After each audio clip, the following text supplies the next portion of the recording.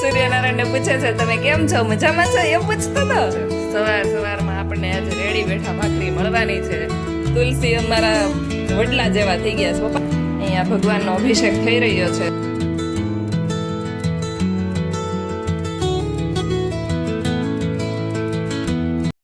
Hello friends, very good morning, જય Shri Krishna and જય Swaminarayan. Welcome back to my channel. 8:30 થઈ ગયા છે તો ચાલો છોકરા ઉઠે એટલે આપણે ચા ભાખરી ખાઈ લઈએ. બોલો સૂર્યનારાયણ, જય સ્વામિનારાયણ. કેમ છો? તમે જાગી ગયા?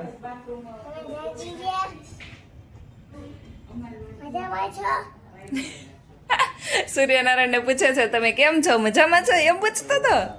હે જય સ્વામિનારાયણ. જય સ્વામિનારાયણ. હા, તુલસી માતાને પગે લાગી લ્યો.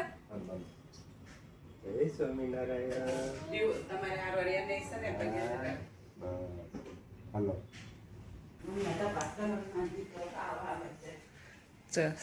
સવારમાં આપણને આજે રેડી બેઠા ભાખરી મળવાની છે.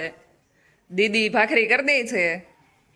એક ભાખરી બની ગઈ. જો મને ઘી વાળી બહુ કાપા પાડીને ભાવે નહીં ને એટલે એણે મારી પસંદની એ પ્રમાણે કરી છે. તૈયાર બેઠા ભાખરી આજે મળશે મને. નગર વડોદરા હોય ને તોય મારે કરવી પડે, અને મારા સસરા ત્યાં ગયા હોય ને તો બધાની મારે જ કરવાની હોય. અહીંયા પિયર આવ્યા હોય ને તો જ ખાલી તૈયાર બેઠા મળે. આજે સાંજે ડિનર બનાવવાની છું હું. તો અહીંયા જો ચોખા પલાળી લીધા છે અને અડદની દાળ પણ પલાળી લીધી છે. તો હવે આને પીસવાનું છે. તમે ગેસ કરજો કે આમાંથી હું શું બનાવવાની હશ. તું ગેસ કરતો દીદી. હું આમાંથી ઈડલી બનાવવાની છું, ઢોસા બનાવવાની છું, ઉત્તપમ બનાવવાની છું. શું બનાવવાની હશ? ઢોસા તો જોઈએ હવે સાંજે. ઉત્તપમ સ્પેશિયલી જીજુ આવવાના છે ને એટલે હું આ ડીશ બનાવવાની છું. હિરેન માટે અત્યારે તું મને ભાખરી બનાવીને ખવડાય છો તો સાંજે મારે નહીં બનાવવાનું. ચાલો મમ્મી ને પપ્પાને પણ મળી લઈએ. જય સ્વામિનારાયણ મમ્મી. જય સ્વામિનારાયણ. જક્ષુભાઈ ને રમાડવા મમ્મી બેસી ગયા છે ને પપ્પા અહીંયા તુલસીની માવજત કરે. જય સ્વામિનારાયણ પપ્પા. જય સ્વામિનારાયણ. હા, તુલસી જોઈ લ્યો અમારા પપ્પા દરરોજ એટલી માવજત કરે છે ને. તુલસી અમારા વડલા જેવા થઈ ગયા છે પપ્પા. અને અહીંયા બીજો છે ને આ લીમડો છે, એની હારે એક જ કુંડામાં તુલસી છે તો ઈ જો કેટલા સરસ થઈ ગયા છે. અહીંયા ભગવાનનો અભિષેક થઈ રહ્યો છે પ્રસાદીના પાણીથી. મમ્મી આ પાણી તમે ક્યાંથી લાવ્યા હતા? હું લાવી હતી ભુજથી. એક નારાયણ સરોવર છે ને એમાં સ્વામિનારાયણ ભગવાન નાયેલા છે. તે પ્રસાદીનું સરોવર છે અને એક હમીર સરોવર છે, એમાંય મારા સ્વરૂપ નાયેલા છે. તો મેં કીધું પ્રસાદીનું પાણી ઘરે લઈ જાઓ. તો એ પાણીથી આપણે ભગવાન જો લક્ષ્મી નારાયણ દેવ છે. લક્ષ્મીજી અને નારાયણ ભગવાન એ બંનેને નવડાવી દીધા છે. અને અહીંયા જો જગશુભાઈની મારે ચિંતા નથી અને માસી જોડે ખાવા બેસી ગયો છે. અને ઓમભાઈ હજી સૂતો છે કે તું માસી જોડે ખાવા બેસી ગયો?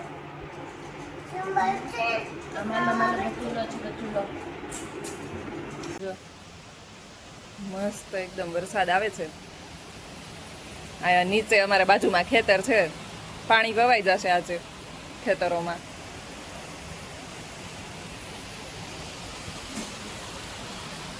એટમોસ્ફિયર એટલું મસ્ત થઈ ગયું છે ને. પરમ દિવસે ભજીયા કર્યા હતા એની જગ્યાએ આજે ભજીયા કર્યા હોત ને તો મજા આવી જાત.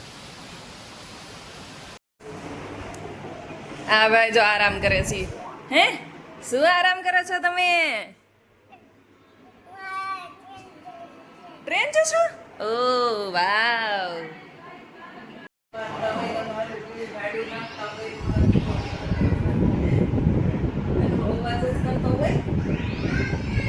બે જોરદાર તો અહીંયા સોટલો એક ભાઈને અહીંયા લઈને મમ્મી બેઠા છે અને બીજા ભાઈને આપણે બતાવી. જો અહીંયા બીજા ભાઈને લઈને નાના બેઠા છે. ઓ અમુ તો ઉઠતાની સાથે જ ડોક્ટર બની ગયો છે. નો નો નો, મને ઇન્જેક્શન નહીં દેતો પ્લીઝ પ્લીઝ પ્લીઝ પ્લીઝ. નાના પેશન્ટ બન્યા છે તારા? ઓ બે છોકરાઓને તિલક ચાંદલાનું કામ ચાલી રહ્યું છે. અહીંયા સુરત આવે એટલે નાના દરરોજ સવારે તિલક ચાંદલો કરી દે કે હવે જક્ષુભાઈ વારી છે. બતાવ તો જક્ષુ. Very good. આપણે થઈ ગયા છીએ રેડી અને અત્યારે જવાના છીએ થોડી શોપિંગ કરવા માટે, કેમ કે મારે છે ને રેડ કલરની એક સાડી લેવી હતી અને મારા કાકી જે અત્યારે ફ્રી છે તો એમનો કોલ આવ્યો હતો કે અત્યારે 10:30 આજુબાજુ આવી જશે, કેમ કે એ ટીચર છે તો એમને પણ ટ્યુશન ચાલતા હોય એટલે પછી એમણે છોકરાઓનો ટ્યુશનનો ટાઈમ થોડો ચેન્જ કરીને મારા માટે ટાઈમ ફાળવી દીધો છે. તો ફાઇનલી આપણે અત્યારે સાડીનું કામકાજ પતાવી દઈએ. આઈ હોપ કે મારે જેવી સાડી જોઈએ છે એવી સાડી મને મળી જાય અને આજે આપણે અહીંયા ધક્કો ખાધો છે એ વસૂલ થઈ જાય. જો આપણે શોપિંગ કરીને આવ્યા ને પણ જક્ષુભાઈ ખાવા બેસી ગયા છે એટલે આપણને એની કાંઈ ઉપાધિ ન હોય.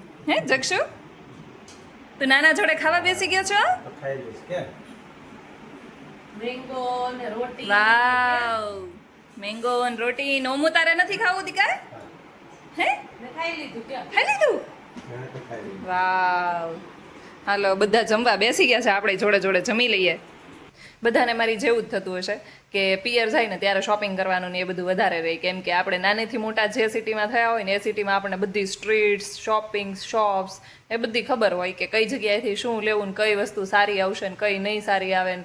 અને વડોદરામાં પણ ઘણી બધી વસ્તુ સારી મળે છે. જે લોકો નાનેથી મોટા વડોદરામાં થયા હશે ને એ લોકોને બધાને શોપિંગ કરવું ત્યાંથી જ ગમતું હશે, પરંતુ અમારે સિટીનો એરિયા થોડો દૂર પડી જાય એટલે અમને વારે ત્યાં સિટીમાં જવું ના ગમે ને અમારે અહીંયા તો વરાછામાં બધું જ મળી રહી છે.